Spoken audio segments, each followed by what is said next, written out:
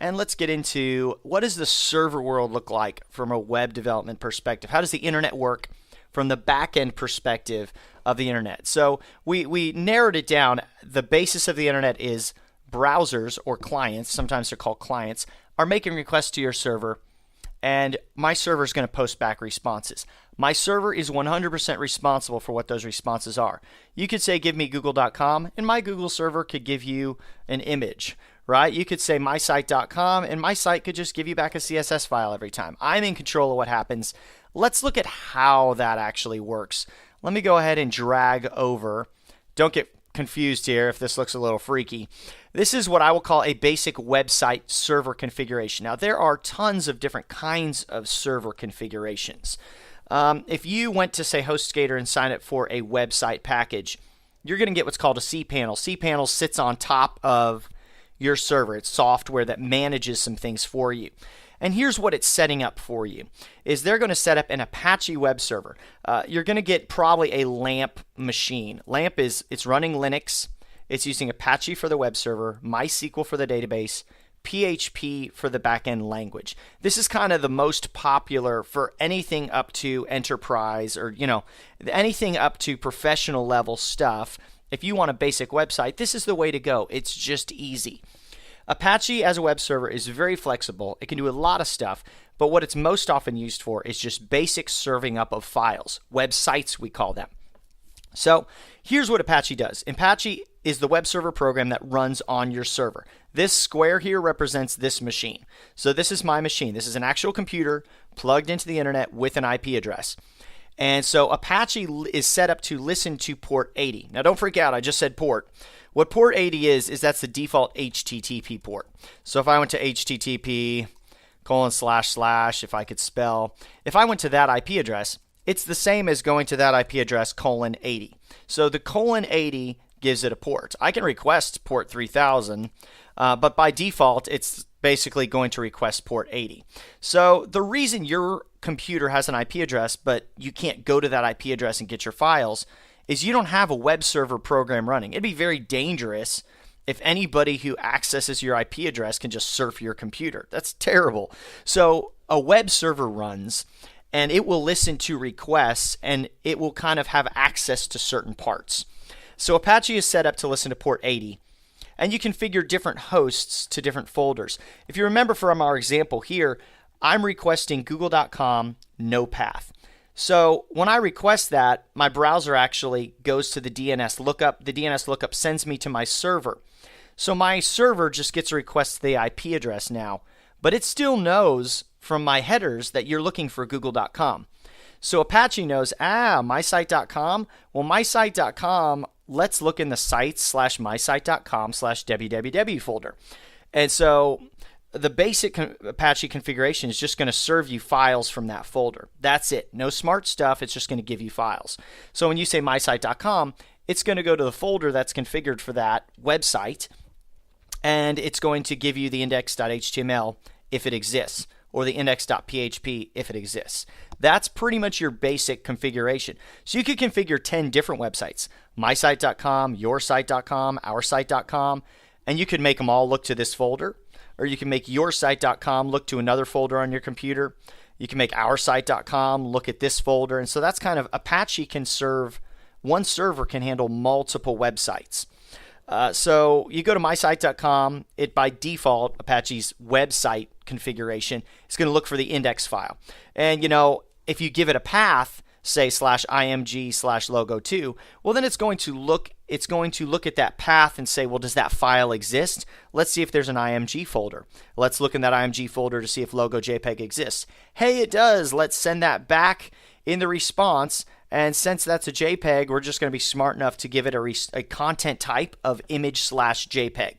That's your basic Apache setup. It's going to automatically grab you files, and it's going to automatically set content types for you. And you can configure the content types that you want to return.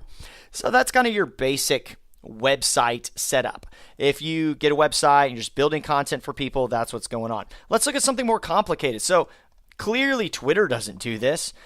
Twitter has to manage users and tweets and all that stuff. They're not just handing you a JPEG file. How does a bigger company handle these things. So they're running what's called a web application. A web application server is set up a little bit differently. So you've got your web application itself. This will be Ruby on Rails, or this will be, if you're PHP, it will be Laravel or CodeIgniter or Node.js. This will be .NET. Your web application right here is set up to respond to stuff. So let's say your web application is also listening to port 80. Let's say I've configured this to listen to port 80. So now I'm going to get, when requests come to my IP address from this machine, this web application will pick up on them. Haha, what are they looking for? They're looking for twitter.com. Okay, twitter.com is not, my twitter.com homepage is not just a homepage. It's not just an HTML page. It has all the tweets baked into it. So what I'm going to do is I'm first going to go to my database, which would be like MySQL or MongoDB. Give me all the tweets from this user's timeline. And now I'm going to go get my template. I'll have what's called a template, which says, it looks kind of like HTML, says head, body, but then it also says for each tweet, spit out this piece of code and put the tweets information in it. So then I'm going to template that together, and then I'm going to send that template mixed with the tweets as a response. I'm basically going to generate HTML on the fly, send that as my response back to the user, and I'm going to set the content type as text/HTML. So as far as you're concerned, the user just gets HTML, blah, blah, blah. They don't care how it was made. They don't care what framework made it. They don't care if CodeIgniter made it or if Ruby on Rails made it. The browser just says, here's what I got, and the header, the response type, is text HTML. So as far as I'm concerned, you gave me an HTML file. I'm going to spit out an HTML file. And so that's kind of how a web application server works. If you request, it's also smart enough to know that if you request /images/logo.jpg, that's just a file. I can go grab that from the file system and send it back with a content type of image/JPEG. And so it also will reply to JavaScript requests. So say JavaScript makes a delete request, delete tweet ID 1. Then your web application is listening to a request on mysite.com/delete/1. So, or /tweet/1, delete request on that. So if I send that request in, delete tweet/1, it knows, aha, that's got a method of delete. So I'm now going to go find it in the database. I'm going to send a delete. Boom, you're out of the database. I'm just going to send them a 200 OK. No content back, just a 200 OK response, absolutely no content back. JavaScript can pick up on that and say, woohoo, we deleted it. And then JavaScript can make it go poof from your web page. So that's kind of how your web application server has. You're going to manage 3 different things. You're going to manage templating of stuff and generating HTML on the fly. You're going to manage API, which is JavaScript talking to you. JavaScript says, delete this. I don't need HTML back. I just want you to delete this tweet and tell me it was done. Okay. So, okay, delete request to this, delete it from the database, it's gone. And it's also going to handle static assets. It's going to handle serving up of images that never change. You request this image, I'll hand it back. You can break this up into 3 applications, one just for the HTML, one just for the API, one just for all the logos. You can do a million different things with it, but that's kind of how everything goes in the web application world. And so let's say what happens when this server starts getting so overloaded because your website is so popular, it can't handle it anymore. Well, you got 2 choices. You either upgrade to a more powerful machine with more RAM, more processing speed, all that. And that will get you by for a short term, but you're going to run out eventually. Google and Twitter can't run this all on one big pimped out laptop. They need something more powerful than that. So what you're going to do at that point is you're going to, let me see if this will work. Okay, that got ugly.